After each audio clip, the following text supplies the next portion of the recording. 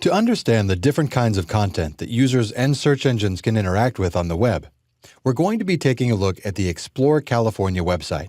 And before we start focusing on what search engines like, it's important to take a moment to appreciate just how many options we have to provide humans with different formats and mediums. At the end of the day, it's these humans we need to impress with our pages.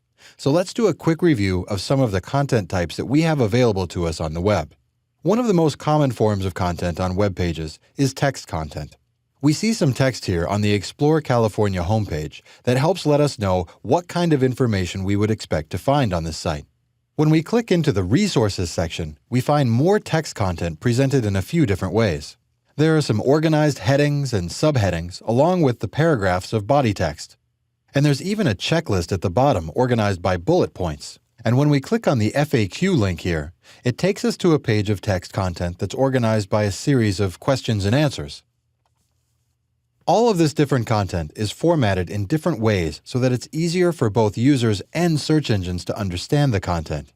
Another form of content found on the web is imagery. Images can often be more effective than text in conveying a powerful message. For example, on the mission page, we're immediately drawn to this image of a person standing on the beach, and it helps me understand the experience of standing on a pristine California beach watching the waves crash in. While the text of this page says pretty much the same thing, the feelings and emotions of this message are much better communicated through imagery. Video is another form of content that we find on the pages of the web.